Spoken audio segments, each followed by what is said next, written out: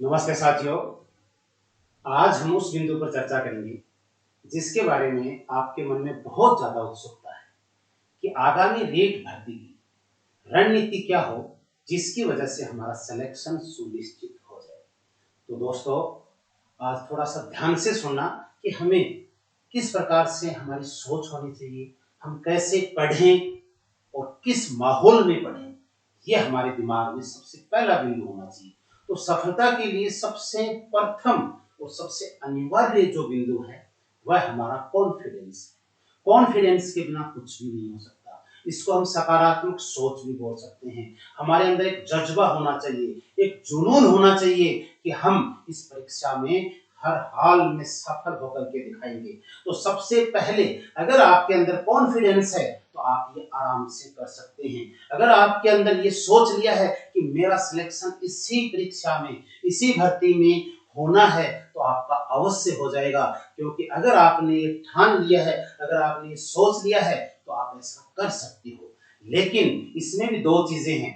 दो चीजें सफलता में बाधक होती हैं। कॉन्फिडेंस सफलता में सहायक है, लेकिन अगर हमारे अंदर कॉन्फिडेंस नहीं है या फिर ओवर कॉन्फिडेंस है, और कॉन्फिडेंस भी सफलता में बहुत बड़ा बाधक होता है। हमें न तो और कॉन्फिडेंस में रहना है और न हमारे दिमाग में ये भावना आनी चाहिए कि मेरा सिलेक्शन नहीं होगा। क्योंकि साथियों, बहुत से अनुभव के द्वारा देखा है कि बहुत से अभ्यर्थी इतने इंटेलिजेंट होते हैं, वो अगर चाहे तो आईएएस की एग्जाम पास कर सकते हैं, लेकिन उसका कॉन्फिडेंस लेवल इतना डाउन होता है कि उसे विश्वास ही नहीं होता है कि क्या मैं कोई नौकरी लग सकता हूँ। उसे जरूरत होती है सही गाइड की, सही मोटिवेशन करने की। तो आप कभी भी इस मामले में हताश न हो। सबसे पहले अपनी एक सोच सकारात्मक रखें कि औरों का हो सकता है, मेरा क्यों नहीं हो सकता। तैयारी करने वाले सभी सामान्य होते हैं, कोई भी असाधारण नहीं होता है।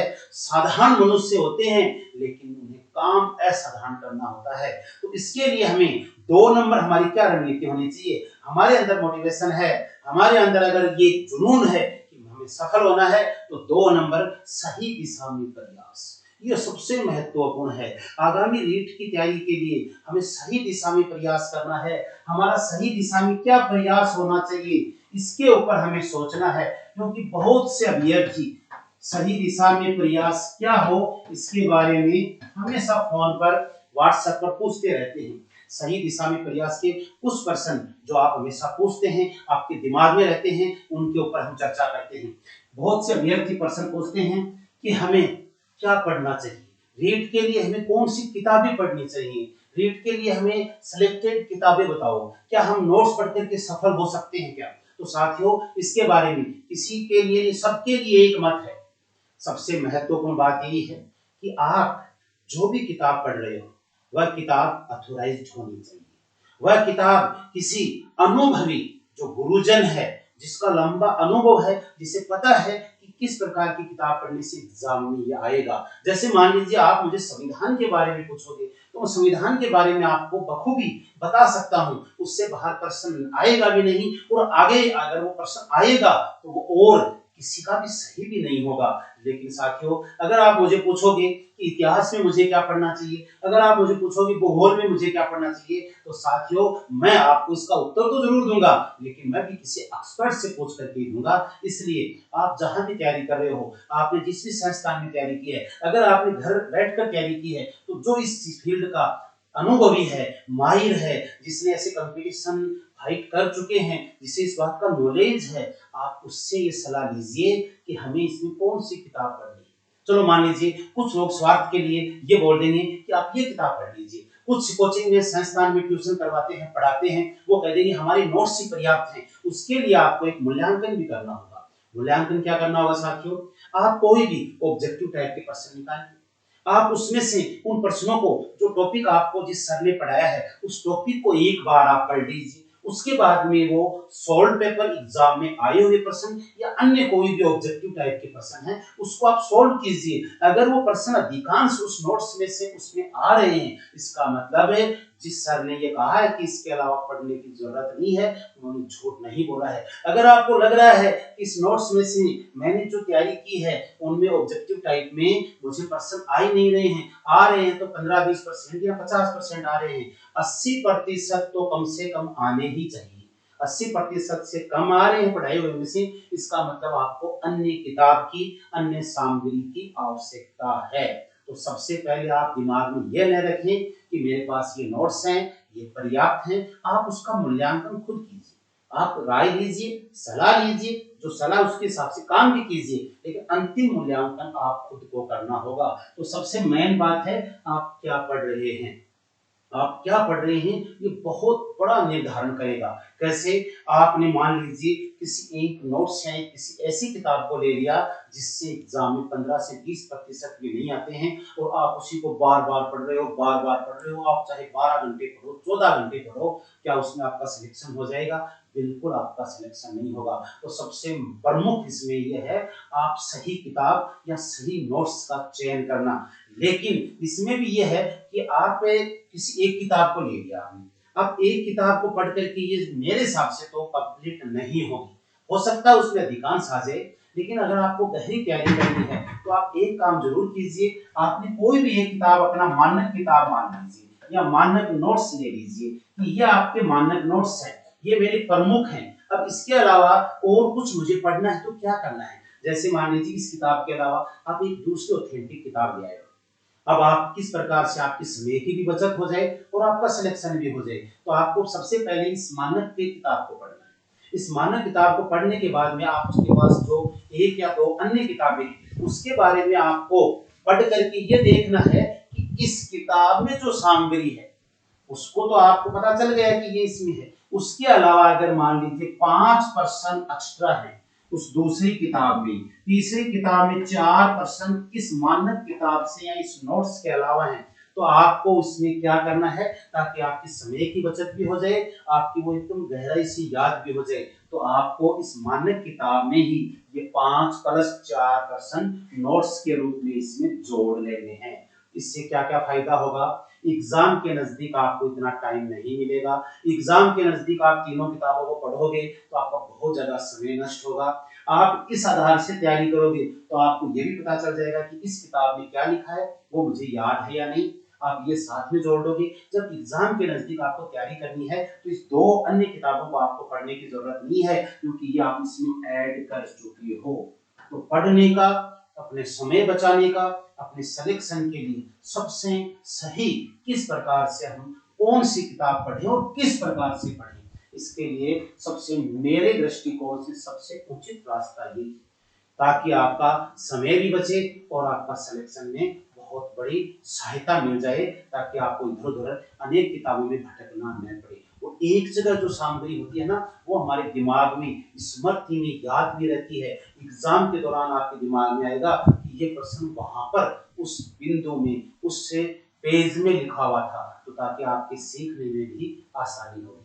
फिर 2 नंबर एक बिंदु बनता है, बहुत से विद्यार्थी पूछते हैं कि हमें एक किताब को एक दिन पढ़ना चाहिए या कंप्लीट एक किताब को अपनी जब तक पूरी ना हो तब तक पढ़ना चाहिए, या एक दिन में हमें 2-3 किताबें पढ़नी चाहिए, जैसे साइको है, हिस्ट्री है, पॉलिटिकल साइंस है, हमें किस प्रकार से पढ़ना चाहिए? इसके लिए कोई निश्चित नियम नहीं है। जैसा आपको अच्छा लगे, जैसा आपका इंटरेस्ट हो, आपको उसी प्रकार से ही पढ़ना चाहिए। तो आपका इंटरेस्ट अगर यह है कि आज मैं इस किताब को कंप्लीट पढ़ रहा हूं और मुझे पूरा आनंद आ रहा है, मैं एकदम से मनोयोग से पढ़ रहा हूं, तो आप इस अकेली किताब को पढ़िए। अगर आपको लग रहा है कि इस किताब से थोड़ा सा मुझे बोरियत हो रही है, मैं उस हिसाब से याद नहीं कर पा रहा हूँ, उतनी मेरी लगन नहीं हो रही है इसको पढ़ने में, तो आपको ये काम करना है, जो जिस किताब के बारे में आपको लग रहा है कि ये सिलेबस मुझे पढ़ना चाहिए, आप उसे पढ़ लीजिए, कोई दिक्कत नहीं है। ऐसा कोई भी नियम नहीं है। आप जो भी पढ़ो इंटरेस्ट के साथ पढ़ो, समझ के साथ पढ़ो, ताकि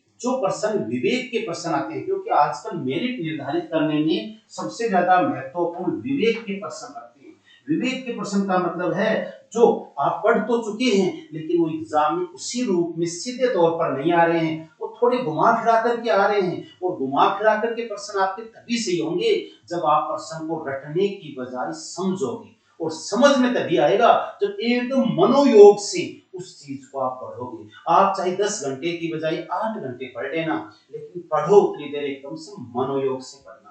इसके बाद में एक प्रश्न बनता है कि हमें कितने घंटे पढ़ना चाहिए। ये भी बहुत से विद्यार्थी प्रश्न पूछते हैं, इसका भी कोई उत्तर नहीं होता है। हम जितना हमें टाइम मिले उतना हमें पढ़ना चाहिए। हमें अपना एक मिनट भी फिजूल में खर्च नहीं करनी चाहिए। और अब जो जितना टाइम बचा है हमारे पास, 85 दिन जो बचे हैं, इस 85 दिन में तो हमें सोचने की जरूरत भी नहीं है। हम जितना पढ़ेंगे उतना ही कम है। लेकिन हमें सुस्ती में नहीं पढ़ना है। कई बार क्या होता है, हमें नींद आनी शुरू हो जाती है, पढ़ रहे हैं, सुस्ती आ गई, उस कंडीशन में या तो आप उस नींद को उड़ाओ, नींद कैसे भी उड़ रही है, आप मुंह धोकर के नींद को उड़ाओ, थोड़ी देर घूम करके उड़ाओ, फिर आ रहे हो, अगर आपकी नींद उड़ गई तो पुनः एक उसी मनयोग से पढ़ने के लिए बैठ जाओ। लेकिन आपको फिर भी नींद आ रही है तो ऐसे पढ़ने से बढ़िया है आप आधा घंटे रेस्ट करो, उसके बाद में पुनः स्फूर्ति आएगी और उसके बाद में पुनः पूरे मनोयोग से आप पढ़ाई शुरू कर दीजिए। तो ये कुछ चीजें ऐसी हैं जिनके बारे में हमको ज्यादा सोचना नहीं चाहिए।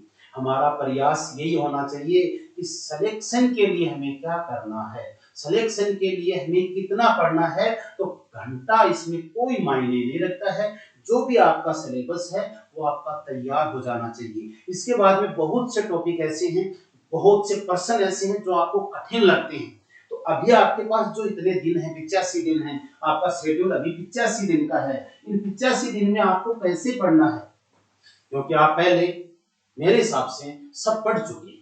आप 2 साल का टाइम मिला हुआ है। कोई बाई चांस अभ्यर्थी ऐसे होंगे जो नई शुरुआत कर रहे हैं, नई शुरुआत पे अगर आप ईमानदारी से करोगे तो भी आपका सिलेक्शन हो सकता है। लेकिन इसमें आप गहराई से करने की बजाय सिलेक्टेड तैयारी करो, जो एग्जाम में ज्यादातर प्रश्न आने की संभावना होती है। लंबी तैयारी वाले गहरी तैयारी में भी जा सकते हैं। लगभग लंबी तैयारी कर रहे हैं आप, लंबी तैयारी में आपको लग रहा है ये टॉपिक मेरा थोड़ा कठिन है, मुझे कम आ रहा है, सबसे पहले उस टॉपिक को याद करो। कठिन टॉपिक को पहले समझो, याद करो। उसके बाद में किसी टॉपिक में, जैसे मान लीजिए अपने सामने 10 प्रश्न है, ये 10 प्रश्न अपने सामने 1 2 3 4 5 6 7 8 9 10, इन 10 प्रश्न में से आपको क्या करना है कि ये 4 प्रश्न आपको आ रहे हैं, लेकिन 3 नंबर और 5 नंबर आपको कठिन प्रश्न लग रहा है, तो आपको क्या करना है, इसके टिक कर दीजिए, क्योंकि इसे आपको बार-बार देखना है। अगर इसको आप बार-बार देखोगे तो आपके अपने आप ही याद हो जाएगा। क्योंकि बहुत से विद्यार्थी के दिमाग में एक बात रहती है, मैं भूल जाता हूं। ये स्वाभाविक प्रवृत्ति है भूलना। भूलना स्वाभाविक प्रवृत्ति है, तो इसको कैसे रोका जाए। जो चीज हम ज्यादा भूल रहे हैं उसको थोड़ा ज्यादा बार उसका रिवीजन कर लीजिए, उसे बार बार अपने स्मृति में, दिमाग में लाइए, ताकि आपका सिलेक्शन हो जाए। तो हमारा सही दिशा में प्रयास होना बहुत जरूरी है। क्योंकि एक व्यक्ति, मान लीजिए आपको एक एग्जांपल देता हूं कि एक व्यक्ति और किसी सोने की खदान को खोदने के लिए प्रयास कर रहा था, उधर दूसरा व्यक्ति प्रयास कर रहा था। एक व्यक्ति ने 10 जगह खड्डे खोदे, यहाँ पर मिट्टी खोदी, गहराई तक मिट्टी खोदने की बजाय इन्होंने प्रयास किया, और उसके बाद में इन्होंने यहाँ पर छोड़ दिया कि यहाँ पर तो सोना नहीं मिलेगा। फिर उसने दूसरी जगह प्रयास किया, यहाँ पर भी उतना ही खोदा, उतनी ही खुदाई की, और उसके बाद में छोड़ दिया कि मेरा यहाँ पर ये सोना मुझे नहीं मिलेगा। ऐसे उन्होंने 10 जगह प्रयास किया। लेकिन एक दूसरे व्यक्ति ने क्या किया, एक दूसरे व्यक्ति ने एक ही जगह है उसको इतनी गहराई तक खोद दिया कि जब तक सोना न निकल जाए। तो हमारा कहने का मतलब है, हमें 2 घोड़ों पर सवार नहीं होना है। अगर आपका ध्यान रीट में है तो आपको रीट की एग्जाम में ही इस भाव से लग जाना चाहिए कि आपका रीट में सिलेक्शन सुनिश्चित हो। बार बार थोड़ा पढ़ने की बजाय है, एक बार ही जी जान से पढ़ लीजिए, एक बार ही कड़ी मेहनत कर लीजिए, आपका सिलेक्शन अवश्य हो जाएगा। इसलिए हमें किस नीति पर नहीं चलना है, हमें किस नीति पर चलना है कि एक ही बार में कठिन प्रयास करके, कठिन मेहनत करके इसमें हम सफल हो जाएं, क्योंकि ऐसा मौका बार बार नहीं मिलता है। रही बात आपके दिमाग में आता है मेरा होगा या नहीं होगा, मेरे को तो लोगों ने ये बोल रखा है, इतनी तैयारी हो गई, आपका कब होगा। तो कभी भी दुनिया की बातें मत सुनो, दुनिया की बातें सुनो तो उससे केवल सीख लो, और वो भी सकारात्मक सीख लो कि इनको मैं ये करके दिखाऊंगा। क्योंकि आपको जो दुनिया में जिनका नाम फेमस हुआ है उनके बारे में बताता हूं। एपीजे अब्दुल कलाम, एपीजे अब्दुल कलाम जो दुनिया के सबसे बड़े वैज्ञानिक थे, आपको बताऊं वो एयरफोर्स की एग्जाम में, एक डिफेंस की एग्जाम में वो फेल हो चुका था। अगर सोचिए, अगर उस दिन उनके दिमाग में ये हो जाता कि अरे मैं तो एक एयरफोर्स की एग्जाम में पास नहीं हो रहा हूं, तो वैज्ञानिक बन पाता क्या? कभी नहीं बन पाता। इसीलिए आदमी को लगातार अथक प्रयास करते रहना चाहिए। एक दिन उनका दिन भी आएगा, एक दिन उनकी सफलता भी अवश्य होगी। दूसरे, आइंस्टीन के बारे में आपने सुना होगा, बहुत बड़ा वैज्ञानिक था आइंस्टीन। लेकिन आइंस्टीन का अगर आप बचपन और कॉलेज तक का जीवन आप कभी पढ़ना, वो हमेशा फेल हुआ था। उनके टीचर्स ने उनको ये बोल दिया था कि ये मंद बुद्धि है, यहाँ तक कि मूर्ख नाम से उन्हें पुकारा गया था आइंस्टीन को। वो फेल हुआ, लेकिन उसने फेल का मतलब असफल नहीं हुआ। यहाँ पर ध्यान दीजिए, फेल का मतलब कभी भी असफलता नहीं होता है। फेल का मतलब होता है first attempt in learning. First attempt in learning, सीखने की पहली सीढ़ी। ये सीखने की पहली सीढ़ी होती है। फेल का मतलब कभी भी असफलता नहीं होता है।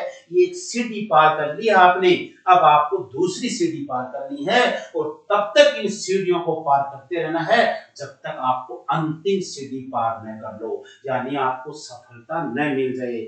बहुत से अभ्यर्थी ऐसे देखे हैं कि हो सकता है वो 10 सीढ़ियां पार कर चुके हों और 11वीं सीढ़ी वो अंतिम सीढ़ी हो, लेकिन वो वहीं पर ही अपना प्रयास छोड़ देते हैं। इसीलिए कई बोलते हैं कि तैयारी बहुत की, फिर भी ये असफल रह गया। फेल नहीं हुआ, फेल तो कोई असफलता होती नहीं है। असफल वही रहता है जो रुक गया है। मैंने आज तक पढ़ने वालों में किसी को भी असफल नहीं देखा है। जिनकी बात कर रहा हूं, पढ़ने वालों की, हार नहीं मानी है, उनकी बात कर रहा हूं। एक एग्जाम दी, हार गए। हमें प्रयास तो ये करना चाहिए कि इसी एग्जाम में सिलेक्शन हो, लेकिन हमें इसकी चिंता नहीं करनी चाहिए कि इस एग्जाम में सिलेक्शन नहीं होगा तो मेरा क्या होगा। हमें केवल चिंतन करना चाहिए कि हमें अगली रणनीति, अगली तैयारी हमारी क्या होनी चाहिए, कहां कमी रह गई, उस कमी को दूर करने का प्रयास करना चाहिए। हमें अगली सीढ़ी को पार करने का प्रयास करना चाहिए। तो सबसे पहले हमारी सोच सकारात्मक होनी चाहिए, हमारे अंदर कॉन्फिडेंस होना चाहिए, लेकिन और कॉन्फिडेंस नहीं होना चाहिए। 2 नंबर, सही दिशा में प्रयास। अच्छी किताबें हों, अच्छे नोट्स हों, किस प्रकार से हम तैयारी करें, किस रूप में तैयारी करें, कितने घंटे पढ़ें, ये कोई मायना नहीं है। एक दिन में क्या पढ़ें, ये भी कोई मायना नहीं है। लेकिन अंतिम जो सबसे महत्वपूर्ण बिंदु है, उसके बिना कुछ भी नहीं होगा। सबसे अंतिम बिंदु है कठिन परिश्रम। सबसे प्रमुख है, इन बातों के साथ ये हमें करना ही होगा, क्योंकि हमारे को सही दिशा का भी पता चल गया है, हम मोटिवेट भी हैं। लेकिन मोटिवेट अकेले होने से क्या होगा, उसके लिए हमें मेहनत करनी होगी। ये पक्का है, अगर आपने ठान लिया है, अगर आपकी इस चीज में लगन हो गई है, तो आप वो काम कड़ी मेहनत के साथ अवश्य करोगे।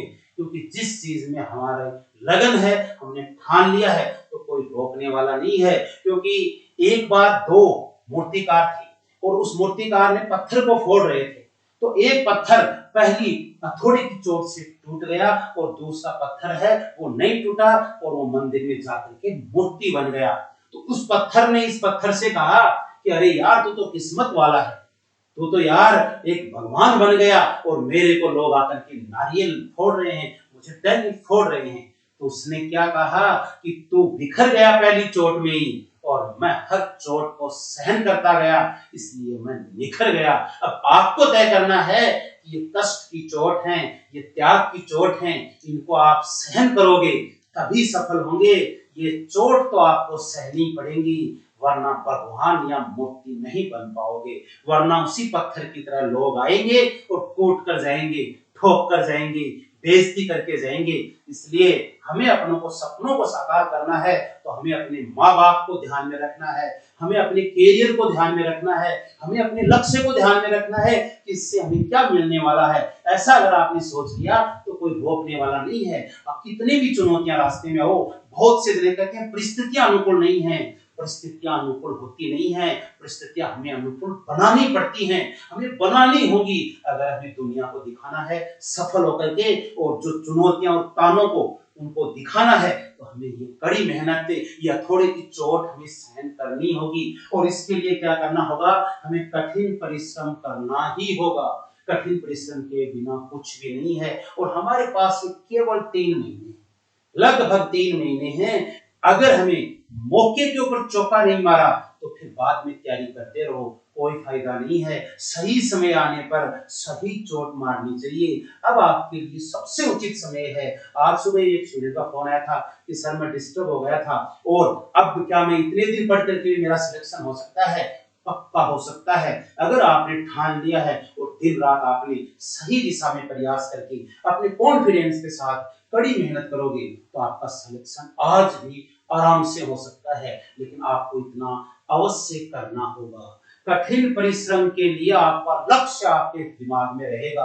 आपको पता भी होगा, सभी को, आप सभी ने देखा भी होगा कि धनुर्धारी के रूप में अर्जुन सबसे प्रमुख था और अर्जुन का बाण ही और मछली की आंखों में क्यों लगा? ध्यान दीजिए, बहुत से धनुर्धारी थे लेकिन एकमात्र अर्जुन का बाण ही मछली की आंख में मारना था और उसका ही एकमात्र मछली की आंख में लगा। औरों का आंख में नहीं लगा, मछली में लगा। ध्यान दीजिए साथियों, ये मछली है और ये इसकी आंख है। बात कर रहा हूं ध्यान की। ध्यान में होगा वही हमें मिलेगा। हमारा ध्यान अगर रीट पास करने में है तो रीट में सफलता सुनिश्चित मिलेगी। ये इस एग्जाम्पल से आप समझ सकते हो। बाकी जिसने भी तीर मारा सबका ध्यान आंख के साथ मछली पर ही था। तो सीधी सी बात है, ध्यान कहां था? मछली पर था। तीर कहां लगा? मछली पर लगा। अर्जुन का ध्यान मछली पर था ही नहीं, उनका टारगेट था आंख। उसका ध्यान केवल आंख में था तो अर्जुन का तीर सीधा आंख पर लगा। तो हमें भी यही सोचना है। इस 85 दिन या लगभग 3 महीने में हमारा ध्यान अर्जुन की तरह उस आंख यानी रीट के ऊपर होना चाहिए। आपकी सफलता कोई रोकने वाला भी नहीं है। इसके साथ मैं आपको एक चीज और बता दूं, आप जो भी तैयारी कर रहे हो, अपना मूल्यांकन कर रहे हो, आपको कैसे पता चलेगा कि मेरी तैयारी बेहतरीन है या बेहतरीन नहीं है? उसके लिए आपको पहले के जितने भी सॉल्व पेपर हैं वो आप जरूर निकालिए। ऑब्जेक्टिव टाइप के प्रश्न, जैसे आपने एक टॉपिक आपका पूरा हो गया है, उस टॉपिक को आपको आ रहा है नहीं आ रहा है, क्या बिंदु मुझे नहीं आ रहा है, आप विवेक के प्रश्न कैसे आते हैं, इन सब मूल्यांकन के लिए आपको ऑब्जेक्टिव टाइप के सॉल्व प्रश्न और अन्य कोई भी प्रश्न है वो आप निकाल करके देखिए। उसमें आपको पता चलेगा कि वास्तव में इस टॉपिक में मुझे पूरा याद है, कोई बिंदु याद नहीं था तो अब वो याद हो जाएगा। तो ये सबसे सार्थक बिंदु है कि आप जिस भी टॉपिक को पढ़ो उसके ऊपर उसका ऑब्जेक्टिव टाइप के प्रश्न है, सॉल्व प्रश्न है, उनको आप पढ़िए। उसके बाद में कोई कमी नजर आ रही है तो उनका एक बार पुनः रिवीजन कीजिए। तब तक पढ़िए जब तक आपका वो टॉपिक एकदम से क्लियर ना हो जाए, उसके बारे में कोई भी प्रश्न आए और आपका एग्जाम में गलत ना हो। मेरिट कभी भी 100% नहीं रहती है। बहुत ज्यादा नाव से उलझने की जरूरत भी नहीं है, लेकिन हमें इतने नंबर जरूर लाने हैं, हमें इतनी तैयारी जरूर करनी है कि मेरिट से 10 नंबर फालतू तक आ जाए। क्योंकि बहुत से अभ्यर्थी एक बात कहते हैं, लगभग 90% की रहती है, आते हुए गलत हो गए। तैयारी इतनी ज्यादा करो कि आपके 10 प्रश्न आते हुए गलत हो गए तो भी आपका सिलेक्शन सुनिश्चित हो, कोई रोकने वाला ना हो। इस प्रकार से तैयारी करो। सलाह लीजिए, सलाह जरूर लेनी चाहिए, लेकिन सलाह अंतिम मूल्यांकन खुद को ही करना चाहिए। सलाह सही होगी, आपको पता चल जाएगा, अपने विवेक से पता चल जाएगा। आप जो भी कुछ पढ़ रहे हो उसमें सलाह के साथ अपना विवेक जरूर काम में लीजिए। और अब इतना समय भी नहीं बचा है, आप दिन रात अगर घर वालों को आप सपना पूरा करना चाहते हो तो उनके छोटे मोटे कामों की तरफ इस बार मत देखिए कि मैं एक दिन लावणी करवा दूं, एक दिन ये काम करवा दूं, मेरे घर वाले खुश हो जाएंगे। उनको इतनी खुशी दीजिए कि वो खुशी के आंसू रोए। खुशी के हमारे आंसू रोए वो तभी हो पाएगा जिस दिन आप सफल होंगे और आपकी सफलता के साथ उसकी 10 साल उम्र भी बढ़ जाएगी। तो साथियों, आपको इस जोश के साथ, इस जुनून के साथ आपको पढ़ना है। इस बार मेरा सिलेक्शन जरूर होगा, लेकिन इस बात की चिंता कभी नहीं करनी है कि मेरा नहीं हुआ तो क्या होगा। चिंतन कीजिए, पढ़ने वाले का एक दिन अवश्य होता है। तो आपको मेरी ओर से पूरा आशीर्वाद मान लीजिए और आपको मेरी ओर से जो भी सहयोग होगा वो आपको हमारी पूरी टीम की ओर से होगा। मैं आपको बिल्कुल आपको वो प्रोवाइड करवाऊंगा। साथियों, इस बात पर गौर कीजिए, समझिए और अब से ही इस लड़ाई में जुट जाइए, इस सफलता की लड़ाई में जुट जाइए कि मुझे कंपटीशन पास करना है। धन्यवाद साथियों।